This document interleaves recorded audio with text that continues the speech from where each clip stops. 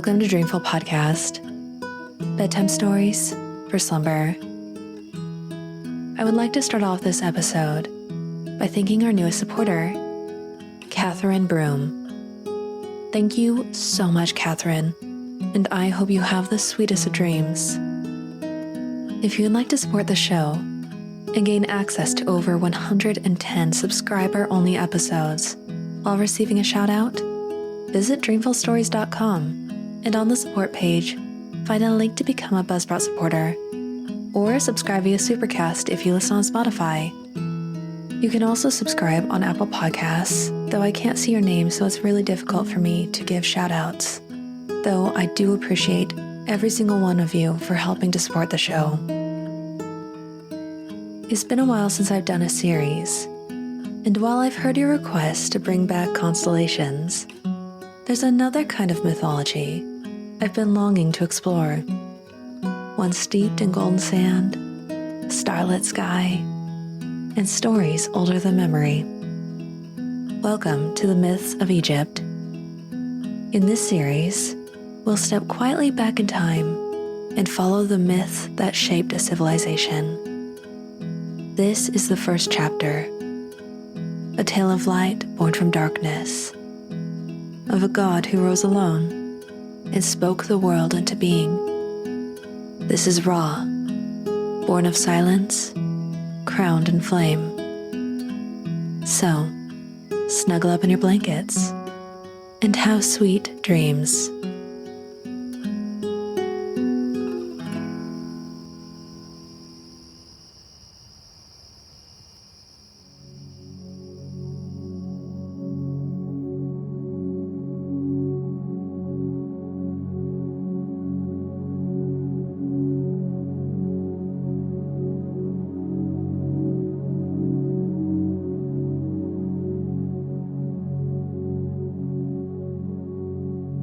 Before the first grain of sand, before the Nile carved its path through the land, even before the stars had names, there was only noon, a vast boundless sea, not made of water, but of infinite darkness and stillness. It was formless, motionless, and yet full of potential. Imagine it, a world without horizon, no sky, no land, no time. But then, a shimmer, a pulse, and from the heart of that silence, something stirred, not born, not shaped, but willed into existence. Ra, the first light, the self-created one. He rose, golden and luminous, from the surface of noon, like a flame kindling in the dark. He did not walk or speak, not at first. He simply existed, and the world began to awaken around him. With thought alone, he formed creation. From that divine solitude came a desire, a longing to bring forth order from the endless dark. So Ra lifted his voice and spoke, not with words as we know them, but with sounds that held within them the shape of life. First came Shu, the air, light and invisible, but strong enough to hold apart the earth and the sky. He rose as wind and breath, laughter and sigh, the very space between things. Then Tefnut, his twin, moisture and mist, the wetness of morning, the soft fall of rain on stone. She danced across the surface of the world, shaping rivers and dew, touching the skin of all things. From their union, Geb was born, the god of the earth, with a body of stone and fertile soil, veins of gold and copper running deep through his flesh, and Nut, the sky. Her body stretched in an arc across him, adorned with stars, her limbs touching the horizon at each end. It is said that Shu lifted Nut high above Geb, separating them forever, so that night and day could be born, and so that Ra might have a place to sail across the heavens. With each divine act, the world took shape.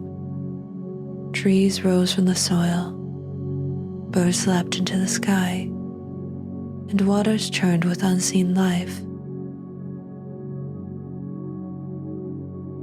From Ra's heart came Ma'at, a goddess of balance. She was truth, justice, the way things were meant to be. Ma'at was a heartbeat of the world, the harmony between wind and wave, between king and servant, between life and death. Without her, the world would crack, and the serpent of chaos would rise.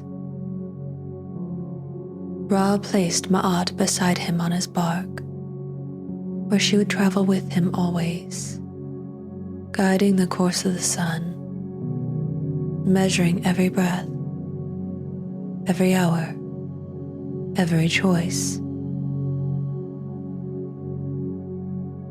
And thus the world was made, not in a single moment, but as a song of names, spoken by a God who burned with creation, a world of light and rhythm, of gods and stars, of life and law, a world where Ra reigned as both flame and father, the first to rise, the one who gave order to the formless dark.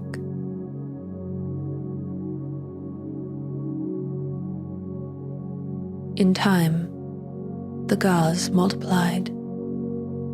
From the first divine family, Shu and Tevnut, Geb and Nut, came new gods: Osiris, Isis, Set, Nephthys, but all bowed to the light of Ra, for he was not only the first, he was the strongest, the brightest, and the most feared.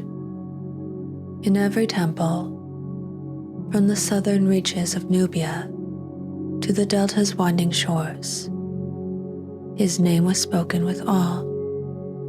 Ra, the Shining One, the All-Seeing, the flame that burns eternal. He ruled not from a palace, but from the sky. Each day he climbed aboard his golden solar bark, and from the eastern horizon, he began his journey across the heavens. Below him, Egypt bloomed, the Nile sparkled, fields of barley swayed beneath his gaze. And as he passed overhead, the world moved to his rhythm. Crops grew, children were born, kings ruled. And when the sun dipped low at the day's end, Ra's journey did not end. He entered the hidden realm of the Duat, the underworld, where shadows waited and dangers stirred. In the hours of deepest night, he sailed through caverns lit by fire and guarded by spirits with the heads of jackals and serpents. And always, waiting in the dark coils of the underworld, was the great serpent, Apep. Chaos, coiled, a hunger with no name, no face, only teeth and shadow. And yet, Ra did not travel alone. At his side stood Ma'at, still and steady, her feather a beacon in the dark. And Thoth, the god of wisdom and speech, sailed beside them, scribe, magician, and guardian of divine law. Together they steered the bark of millions through every trial. And with each victorious dawn, Ra was reborn as a falcon crowned with fire, soaring once more into the blue. So radiant was his power, so vast his light, that even other gods began to merge with him. In Thebes, he became Amun-Ra, the hidden one who shines. In Heliopolis, he rose as Ra-Atum, the setting sun who closes the day. In Horus, the falcon god of kingship, he became Ra-Parakti, the sun on both horizons. Even mighty Montu, god of war, bore his name, Montu-Ra, the fierce sun who rides into battle.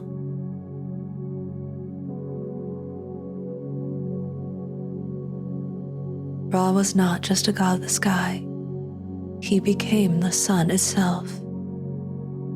And every king who took the throne of Egypt was called the son of Ra, for in the eyes of the people, only a child of the sun could hold the land together and keep darkness at bay.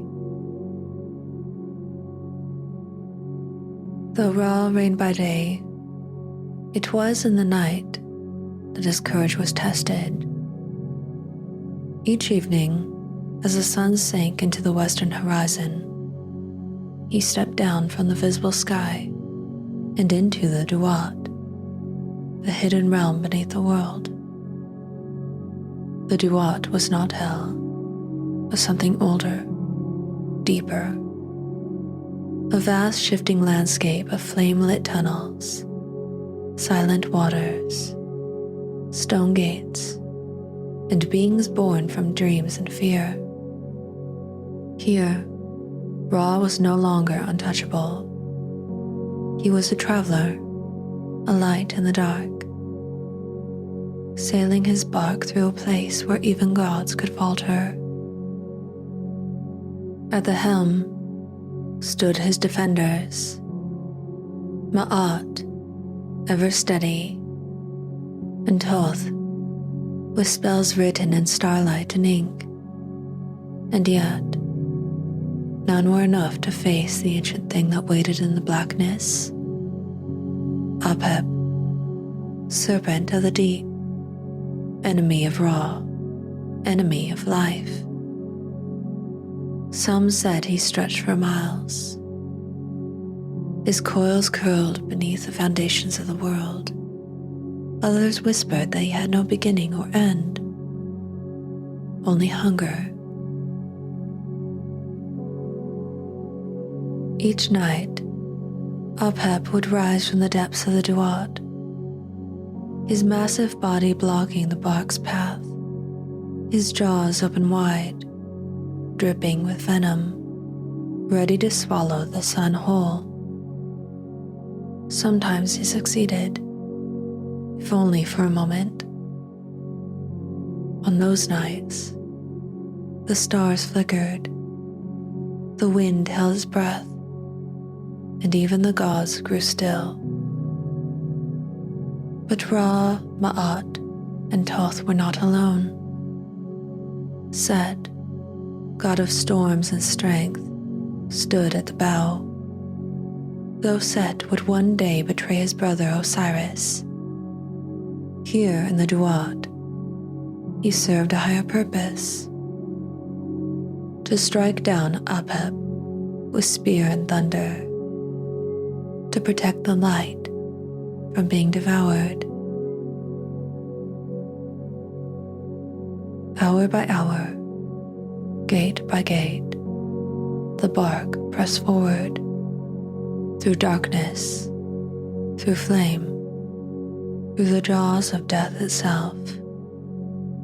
And when at last the serpent was cast down, when Ra's light had pierced the final veil of shadow, the horizon blushed, the birds stirred, and dawn once more returned.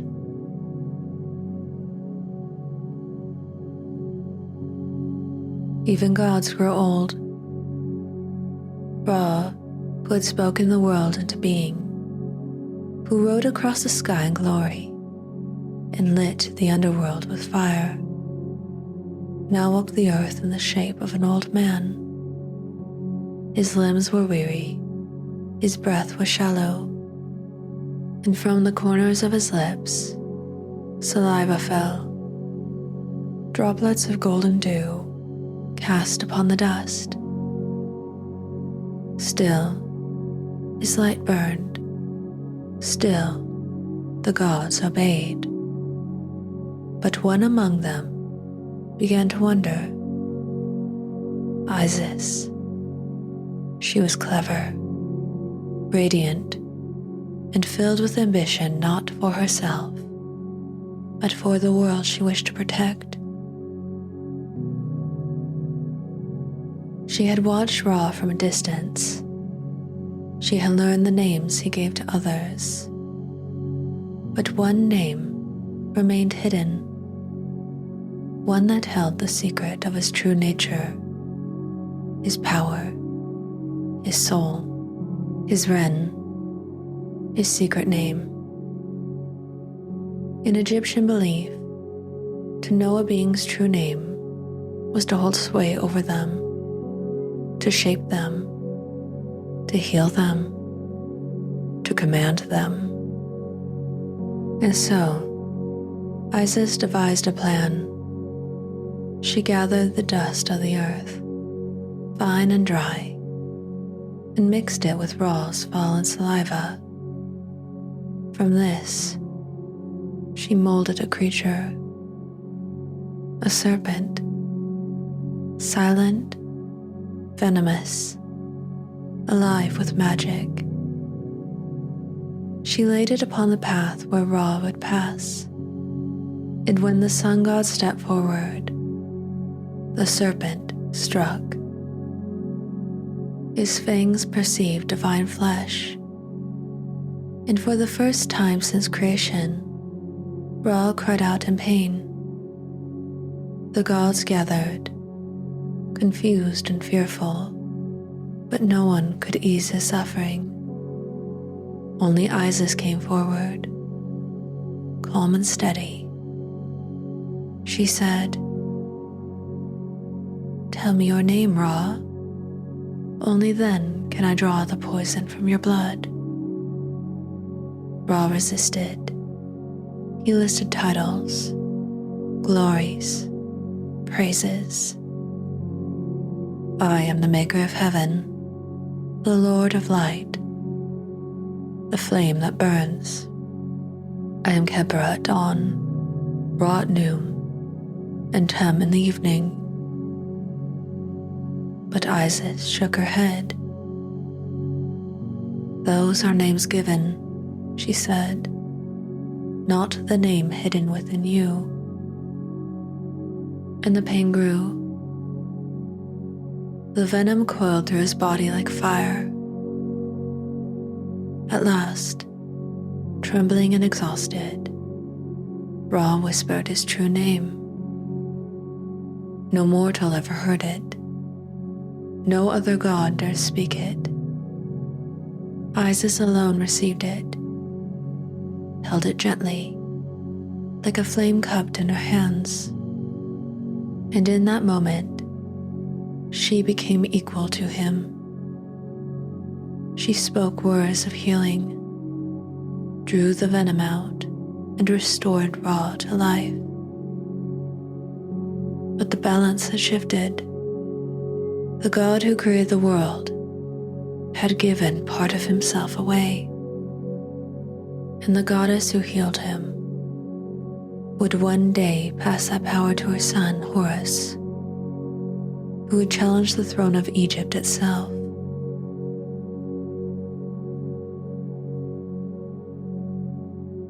The world was made. The gods had taken their places. The sky arched high above the earth. The Nile flowed, winding through fertile land, and the voice that had spoken it all into being grew quiet. Ra, once radiant and unchallenged, had become a god of flame and shadow, eternal, but changed. He had poured his strength into the cycle of light, into the balance of Ma'at, into the shaping of the stars, the seasons, the hours of the day. And he was tired. So Ra withdrew, not in defeat, but in peace. He rose higher into the sky, beyond reach, no longer a king who walked among the gods, but the sun itself, watching, guiding, burning. He left behind his light, his laws and his legacy. To Thoth he entrusted wisdom, the keeper of names, the scribe of truth. To Ma'at he gave the order of all things, that the world might not fall back into darkness. And to the gods who came after, Osiris, Isis, Horus, Set, he gave the space to act, to shape, to struggle, and to teach the mortals who had risen from his tears. And thus the great drama began, of life and death, of vengeance and justice, of kingship and betrayal. But above it all, still Ra journeyed. Each morning he rose, bright and golden, falcon-eyed, silent. Each night he sailed into the Duat, bearing the world's light through fire and shadow, never ceasing, never faltering. A god who had stepped back, but never truly left. Even now, when dawn brushes the sky with rose and gold, the ancients would say, Ra has returned, the first voice of creation, still speaking in every sunrise.